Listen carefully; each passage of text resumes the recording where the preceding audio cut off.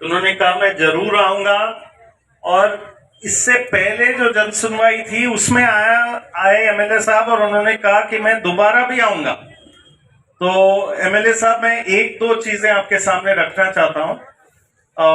पिछली जन सुनवाई में भी आपको याद होगा, हमने कहा महीने भर बाद और हर महीने कम से कम एक दिन आए।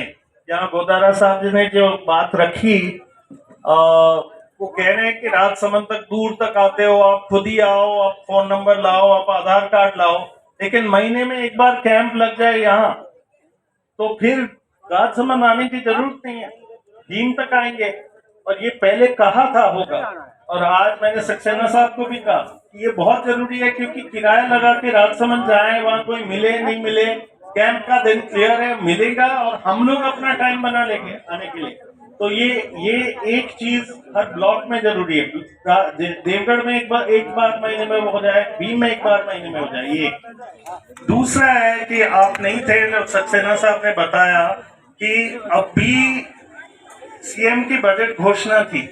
बजट घोषणा के अनुसार, वैसे बजट घोषणा में था कि जितने लोगों ने एप्लीकेशन दिए हैं उनका वेरिफिकेशन करके विद सिविल सोसाइटी, हालांकि वो हुआ नहीं और 3 मेंबर की कमेटी बनी, वो वेरिफिकेशन था। जैसे सक्सेना साहब ने बताया कि ये क्या श्रमिक है कि नहीं है, कंस्ट्रक्शन वर्कर।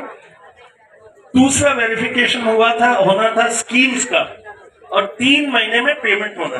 3 महीने में तो नहीं हुआ कहीं भी, लेकिन पूरे राजस्थान में 92 करोड़, सक्सेना साहब 92 करोड़, और कितने लोग जी, हाँ, और कितने लोग, 68,000 लोग, लेकिन इसमें पूरे राजसमंद में एक भी नहीं है क्योंकि कोई इंस्पेक्टर नहीं था। और आज इंस्पेक्टर को चार्ज दिया है, आज पाबंद किया है कि वो बुधवार से काम करना चालू करेंगे। तो हम बहुत बड़े बैठे ही हैं, श्रम इंस्पेक्टर,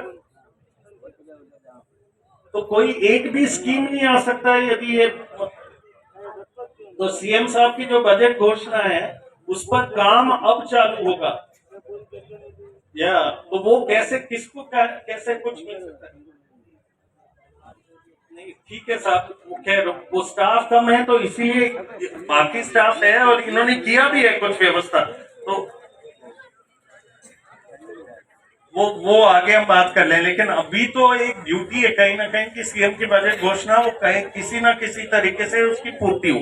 दूसरा, तीसरी चीज मैं आपके सामने रखना चाह रहा हूं, और इन टर्म्स ऑफ पॉलिसी, और ये हमारे लेबर कमिश्नर साहब, लेबर सेक्रेटरी साहब विकास बाले जी से भी बात हुई, और उसी के आधार पर ये आदेश हुए, जिसके तहत जयपुर से भी आए हैं, उदयपुर से भी आए हैं, कि ये मॉडल बने। क्योंकि अब हर जगह सरकार को बहुत बड़ा डर है कि जिनको एक्सेप्ट किया और रिजेक्ट किया लोगों को पता ही नहीं चल रहा।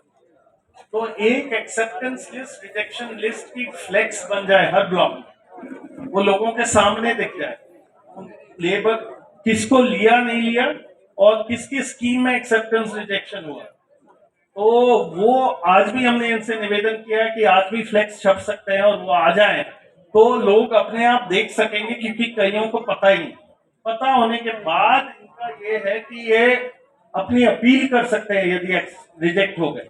बहुत सारे लोगों का रिजेक्शन इसलिए हो जाता है कि उनकी कोई कमी हो जाती है, टेक्निकल भी कमी हो जाती है, एक्चुअली दे आर एलिजिबल लेकिन उनकी कोई कमी हो जाती है, और 90 दिन में वो अपील नहीं करते हैं तो फिर उसके बाद खत्म।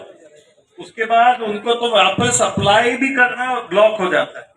तो ये एक बहुत बड़ा तकलीफ देने वाला ब्लॉकेज है। तो ये वाली परंपरा आज चालू हो जाए तो विकास बाले जी ने कहा है, आप भी यदि एक इस पर टिप्पणियां दे देंगे तो उन्होंने कहा राज्य भर में इसी पैटर्न पर चलाएंगे ताकि लोगों को पता चले, क्योंकि सबसे बड़ी चीज है जानकारी के अभाव, और फिर वही हाथों हाथ उसका करेक्शन हो सकता है। ऐसे कैंप्स, तो ऐसे कैंप्स महीने में एक बार हो, एक ब्लॉक में, और उसके आधार पर हो।